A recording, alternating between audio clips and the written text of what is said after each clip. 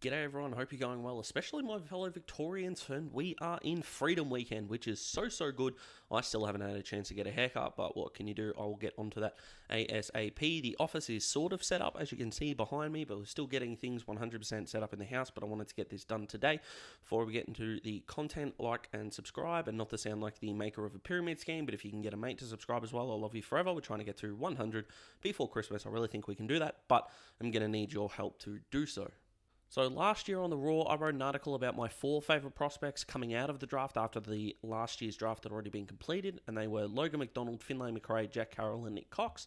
Now, I copped a little bit of flack throughout the year for, especially when these guys were playing good footy. We didn't see any of Jack Carroll, of course, but when the other 3 were playing decent footy, about being a bandwagoner, or it's easy to say that now that the season started, or any of that crap. So I'm putting all that to rest because we are before the draft. We're still about 5 weeks out from the draft. These are the guys that I'm hitching my wagon to. These are the guys that I'm going to be supporting next year. And if these guys begin to dominate, I get to say my man dominates. So you guys can't give me shit as the season goes on about being a bandwagoner. I'm not jumping on bandwagons, I'm building them. So let's get stuck into it. And one more thing before I begin, this isn't going to be a this player is better than this player. It is just the amount of time that I've spent talking about these prospects on other platforms that I'm really going into this, and my top 3 have been decided since July, and I'll make that clear on how that is so later on when we get to them. And 4 and 5 are guys that I really like, even though I haven't seen a lot of them, but the type of prospect that they are makes me really excited. So with saying that, my number 5 is Geelong Falcons' Mitch Knevitt. Now, he is an absolute contested bull in the midfield. The player comparison is Patrick Cripps. Now, I for one hate player comparisons because I feel like it's putting a hell of a lot on young players that they already don't deserve, and I've talked about if we treat number 1 picks too harshly. Go check out that video if you haven't already seen it yet. I'll leave a link in the description. But it doesn't have to be just number 1 picks. These players who get these comparisons, fans assume that it's going to be exactly the same. Now imagine having, going into a draft and having Patrick Cripps be the bar that you have to set. Mitch Knevitt, like every other draftee, should just be the best version of Mitch Knevitt you can be. Sam Mitchell was talking to Will Day, and he said, don't try to be the next so-and-so, make kids want to be the next Will Day. And I feel like every draftee deserves that piece of advice, and another reason why Sam Mitchell's going to be a good coach, but that's not what we're here to talk about. So Knevitt just won the Falcons' best and fairest, so a huge tick there. Contested bull, huge tick there, and he's kind of a guy that's going under the radar a little bit. A few Falcons guys have. There are a little bit of questions about his kicking, but if we're expecting 18-year-olds to be perfect at this sport, you're already setting yourself and them up for failure, in my opinion. Now let's get to the perfect place that I think he belongs at. Now, personally, again, personal opinions, you can feel free to disagree, let me know in the comments. We disagree, but I actually think one of Richmond's picks in the 20s is going to be the best spot for him. I really do. Now, I'll stroke the ego a bit and say 26 because it's the first of their picks in the 20s, providing that the draft order stays the same. I know things will change and all that, but I can't control that now because we are still in late-ish October. Now, so pick 26, Richmond, and Richmond have got that many picks, they're going to replenish their list anyway, but I feel like having a bull that can feed the ball out to Bolton, to Graham, to Dusty, to these guys is only going to be a good thing. I do know that they've got Jack Ross and Riley Collier-Dawkins and some midfielders coming through, and they're probably going to take on with their first pick at 7 anyway, but I just really like the idea of having that big-bodied mid and maybe replenishing their list in other areas. If their first 2 picks are midfielders, then 27 and 28 could go to a key forward to replace Jack Riewoldt. Replaces him structurally, not as a player, because no one can replace Jack. Jack is Jack, as we mentioned, and maybe another key back, potentially. Richmond don't have a hell of a lot of holes in their list, or do they go a Ruckman style and take Toby Conway? I'm getting off topic here. Knevitt would be a really good inside bull, but if he's not a Tiger, where are some other places that he could end up? This would be a little bit of a stretch, but Fremantle's pick 19 would definitely be on the cards, especially if they go 6 and 8 as a forward and a defender, potentially, maybe. But I do think that pick 6 is going to be dry miss. I'm not ready to bet money on it, but Fremantle can't be that inept an organisation to realise that centre-half forward is their biggest weakness right now. Surely they know that, because I can, and I'm an idiot sitting in his office. So please, Fremantle, understand that you need to draft Giant Miss. I'd really like Knevitt to go to 19. Adam Cherra's gone, and when you've got Brayshaw, Sarong, and these guys that have developed so beautifully, having a youngster coming in would be great, especially since David Mundy, contrary to popular belief, isn't going to play forever. So Mitch Knevitt at Fremantle really works, but there also is crosstown rival West Coast that would work really well for. He would develop under Luke Shuey and Elliot Yeo, and even though they just got Sam Petrevski-Seaton, I'm not sure if I see him as an inside midfielder, but even if he develops as an outside midfielder, he still needs someone digging the ball out to him. Why not a Mitch Knevitt? And if we also want to throw another team in there, Geelong might not be a bad idea with a pick in the pick 30, I think it is, that Geelong have got, and they can develop him while Selwood and Dangerfield finish off their careers. But my number 5 is Mitch Knevitt. So number 4 on my list is going to be WA's own Rhett Bazzo, the first of 2 centre-half backs who are going to be back-to-back, so watch out for that. But Bazzo is going to be a gun in my opinion. He stops his opponent, has good footy IQ apparently, but the one thing that brings him down, and this is not even his fault, it is recruiters' fault, and the people that put out their draft rankings and all these sorts of things that are doing this to him, they're calling him a swingman, and as far as draftees go, it is the term that I hate the most. Maybe that and difference maker, because difference maker already has a name. It's called X Factor, but that's not what we're here to talk about. Bazzo is a centre-half back. I mean, when you dominate a carnival game like you did against South Australia, you're a centre-half back. If you can dominate in a position, just develop into that position. Not every player in the competition needs to be a Swiss Army knife. Jeremy McGovern was supposed to be a swingman. He's not. He's a centre-half back. Stop trying to make people into swingmen. Doesn't work. Put them in their best spot, develop them as best you can, and go from there. Now, we have had a lot of failed forwards that end up going back, but that's not the same thing. That's not a swingman. So, stop using it. I'll get back on to Rhett Bazzo. The reason why I think Bazzo is going to work is because he's had the time to play senior level football at WA that Victorians and especially the eastern states haven't had because of the pandemic. If there ever was to be an advantage, if there's anything to be grateful for out of the shitstorm that has been COVID-19, is that Western Australia and South Australia have got an upper hand in this draft, more so than they have in any other draft, and that includes last year's, in my opinion, because after a COVID-interrupted season, we were going off 1 year of interrupted footy, but going into this draft, we're going off 2. So you're taking a touch more risk with more Eastern State players. Again, that is just my opinion, but where is the best place for Bazzo to end up? Now, this destination has not been talked about at all with Bazzo, and I don't really understand why. And I know that, given the fact that he was 30th in Cal Toomey's latest power rankings, the latest one hasn't come out yet, as in his October version.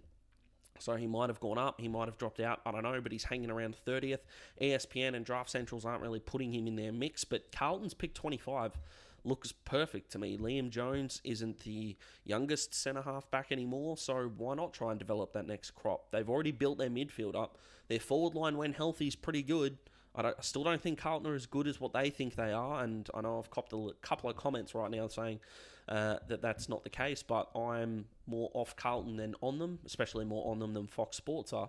But I see no downside to Carlton trying to build up their key position stocks, because Jacob Wiedering cannot do it on his own. Maybe if this is Liam Jones last year, or he's got another year in him, and you give that time to get Bazzo in, develop him under Michael Voss, which would be fantastic, and go from there. But if that's not the space that they want to go down, the next sort of rung, the next sort of places that they could go, there's a few, but I only want to touch on one. I don't want to make the video too long, but that's Geelong at pick 30, which would make Cal Toomey's prediction spot on, because Henderson's gone, Harry Taylor's obviously gone, Mark Blitzarves is in his 30s, and I know Jake Kolajasny is a very good footballer, but you're going to need more. And Sam de Koning still exists, of course he does, but he's being used as a swingman at VFL level, which is really annoying. So that could be a place for him to go as well. And off the top of my head, if you might want to go somewhere else, you might be looking at a Sydney to partner up with Tom McCartan, which would be really good. And Sydney have got a pick in the 30s as well. So a few places to look at. But Rhett Bazzo to Carlton makes a lot of sense to me. What do you guys think?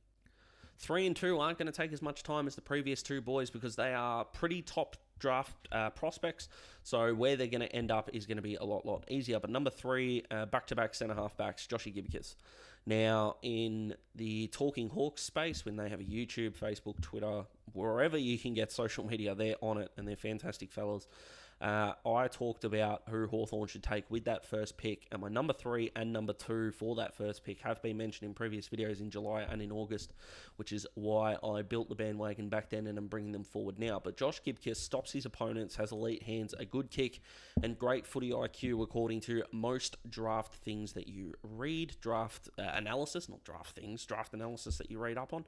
Now, again, I know I said I hate player comparisons, but that, if you took that description and put that into a modern footballer, it sounds like Harris Andrews to me. Now, if you can get a player that's even half as good as Harris so far, you're on to a winner, and I know it's going to be a high draft pick that's going to be used on him, but that would be absolutely incredible. Now, whilst I still think a centre-half back at Carlton is a good idea, there is no way that he gets to Carlton's first pick. He's going to go to Gold Coast, in my opinion. Now, Richmond could be an option to develop him at pick 7, but why I think Gold Coast need to take him is they've kind of set on their midfield group. Greenwood, Took Miller, Rowell, Noah Anderson. I know that they want to put Anderson on a wing, but he can still develop in there. Braden Fiorini got good games last year, and Will Brodie couldn't get a game in there, which is why he's gone to Freo. So you're looking at a reason why Gibcus goes to the Suns. It's pretty simple. They either need to take... They've got one pick in this draft, and do they really take Jai Miss to help Ben King? I'm not sure. Can you really develop a centre-half forward in that year time so Ben King stays, so it looks like Gold Coast are going somewhere?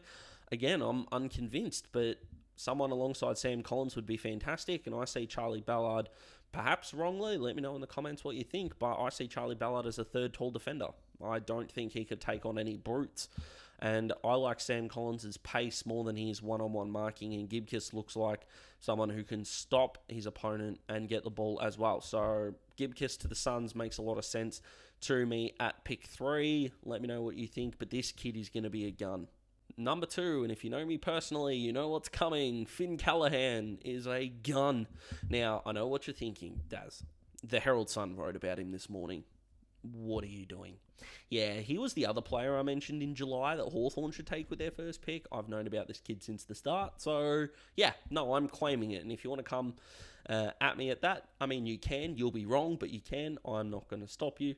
But Finn Callaghan is a gun. Started on a wing and has moved into an inside mid role. He's a beautiful size, beautiful left foot kick. And if you're thinking to yourself, a lot of that sounds like a certain Bulldogs captain that I know. That's the player that Herald Sun and Fox Footy keep wanting to compare him to. And like I said, imagine being 18 years old. You're probably going to be a top 5 pick, even with Dacos and Darcy in that group.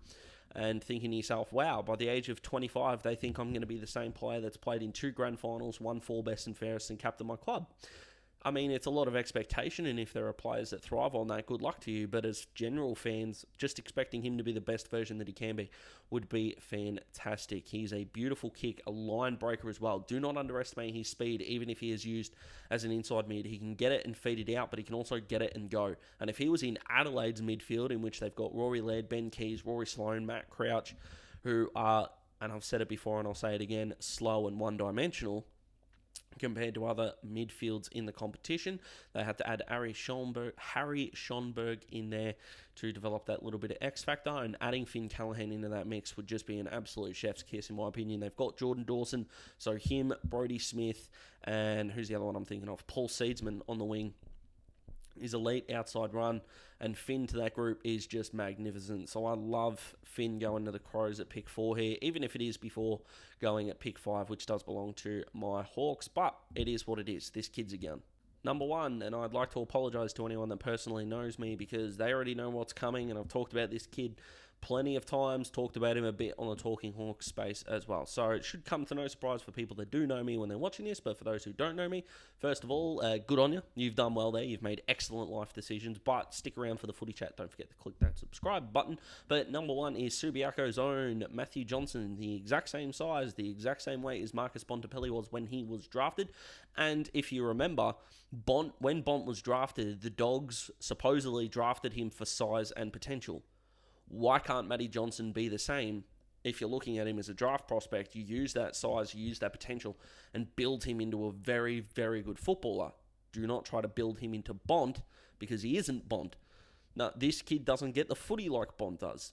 This kid finds the footy, but he tackles as well. This kid defensively is very solid, lays his tackles, and is a big part of his game. Can hit the scoreboard, Bont hits the scoreboard as well. I'm actually going to stop talking about Bont in this little bit now. It's all about Matty Johnson. He's played Colts, reserves, and seniors with mixed results at times, it must be said. But I love what this kid is going to bring. And if I can have a chat with West Coast right now, please draft him at 10.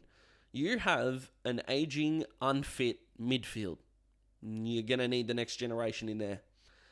Please take him. Now, if Jai Miss is still there at 10, if Fremantle do the impossible and don't draft him, I mean, you're going to take Jai Miss, I understand that. But we're banking on Fremantle's competency here.